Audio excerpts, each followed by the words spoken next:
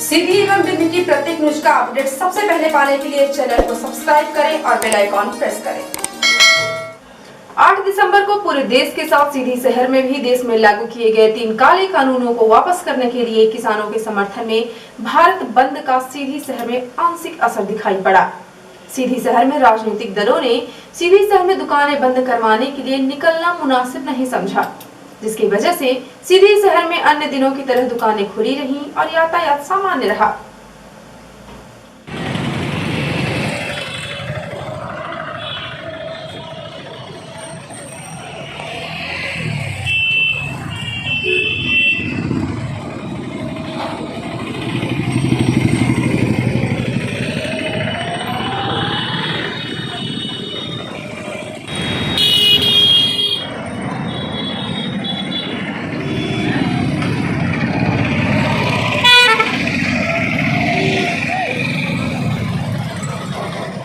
दोपहर बाद किसान आंदोलन के समर्थन में केंद्र की भाजपा सरकार द्वारा हाल ही में बनाए गए किसान विरोधी 3 काले कानूनों का किसान संगठनों द्वारा किए जा रहे व्यापक विरोध एवं प्रदर्शन के तहत भारत बंद का समर्थन करते हुए जिला कांग्रेस कमेटी सीधी द्वारा प्रदेश महामंत्री ज्ञान सिंह के नेतृत्व में स्थानीय नई गल्ला मंडी सीधी में किसानों के समर्थन में धरना देकर राष्ट्रपति के नाम संबोधित ज्ञापन जिला प्रशासन को सौंपा गया।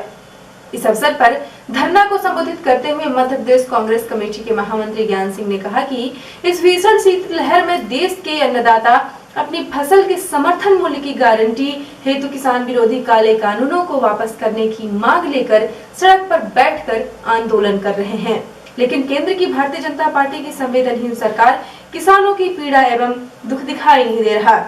उन्होंने कहा कि केंद्र सरकार किसानों की समस्या सुलझाने के बजाय शांतिपूर्ण सत्याग्रह कर रहे किसानों पर आंसू गैस के गोले दागकर प्रधानमंत्री और भाजपा झूठ बोलकर किसानों को गुमराह करने का प्रयास कर रहे हैं। प्रदेश की सरकार एवं धर्म का त्याग कर देश के अन्य नेताओं के हित में तत्काल संसद का विशेष सत्र बुलाकर किसान विरोधी कानूनों को वापस लेकर राजधर्म का पालन करें।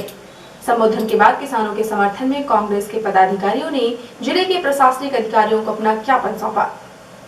पूरे देश में किसानों के समर्थन में जिस तरह से आंदोलन खड़ा हुआ है, उसको देखते हुए सीधी शहर में किसान संगठनों के समर्थन में राजनीतिक दलों और किसानों का सड़कों पर न आना यह भी एक चर्चा का विषय बना हुआ है और लोग इसके लिए राजनीतिक दलों को दोषी बता रहे हैं।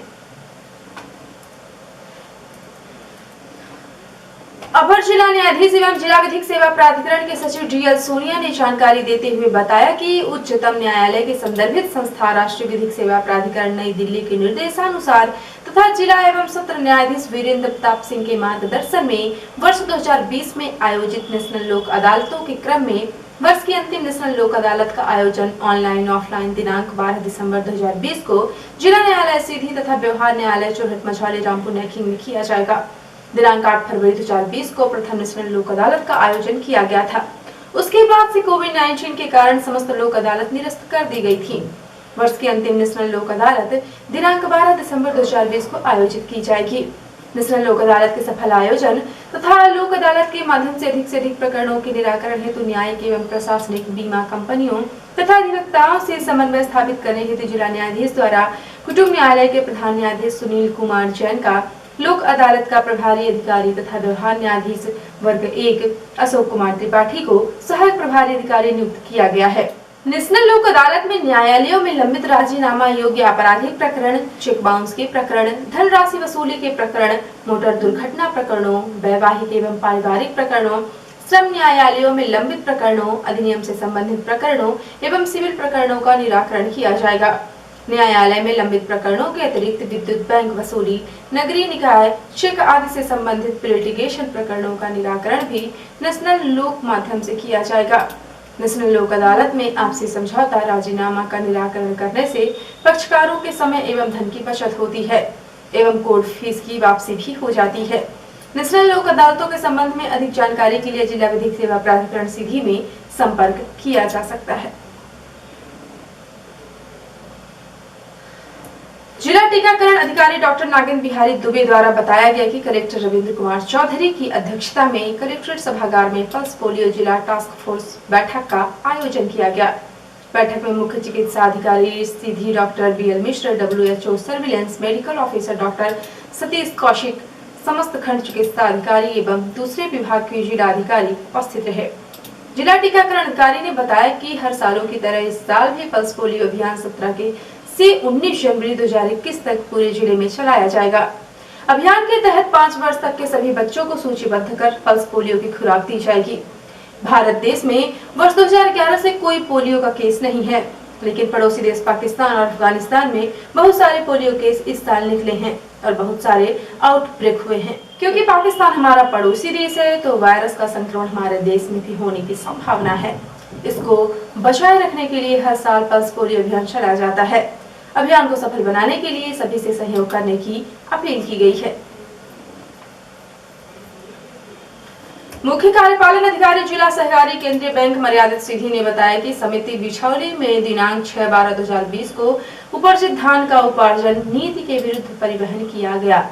उक्तानुसार अनियमितता के लिए उपार्जन केंद्र प्रभारी संदीप सिंह संविदा समिति सेवक को तत्काल प्रभाव से हटाया जाकर शाखा बहरी में संबंध अटैच किया गया है। उन्होंने बताया कि संदीप सिंह के पास पिठौली के साथ 2 समिति बमुरी का भी प्रभार है। अतः रमेश कुमार गौतम संविदा समिति सेवक को समिति सहजी के साथ 2 समिति बिठौली का अतिरिक्त प्रभार सौंपा गया है तथा राजेंद्र द्विवेदी संविदा समिति प्रबंधक समिति बघोर को समिति बमुरी का अतिरिक्त प्रभार सौंपा गया है। पुलिस अधीक्षक सीधी के कुशल निर्देशन अतिरिक्त पुलिस अधीक्षक सीधी के कुशल मार्गदर्शन में चौकी प्रभारी खड्डी धर्मेंद्र सिंह राजपूत को मुखबिर की सूचना मिली कि ग्राम खैरा में सोन नदी से एक ट्रैक्टर द्वारा अवैध रेत का परिवहन किया जा रहा है। सूचना प्राप्त होते ही खड्डी पुलिस सीधी ने ग्राम खैरा में सोन नदी से रेत उत्खनन कर रहे ट्रैक्टर, जिसमें बिना नंबर ट्रैक्टर मालिक और सहयोगी बबलू उर्फ पुष्पेंद्र सिंह पिता आनंद बहादुर सिंह उम्र 50 वर्ष निवासी ग्राम खैरा, ऋषभ सिंह पिता पुष्पेंद्र सिंह उम्र 21 वर्ष निवासी ग्राम खैरा के विरुद्ध धारा 379, 414, 34, 27, 29, 41, 51 वन्य जीव संरक्षण अधिनियम 1972, 241-52 भारतीय वन अधिनियम 15 पर्यावरण संरक्षण अधिनियम 1986 तथा 4/21 खान खनिज अधिनियम 1957 के तहत गिरफ्तार कर माननीय न्यायालय के समक्ष पेश किया गया, जहां से दोनों आरोपियों को जेल भेज दिया गया। उक्त समस्त कार्यवाही में चौकी प्रभारी खड्डी एवं स्टाफ का महत्वपूर्ण योगदान रहा।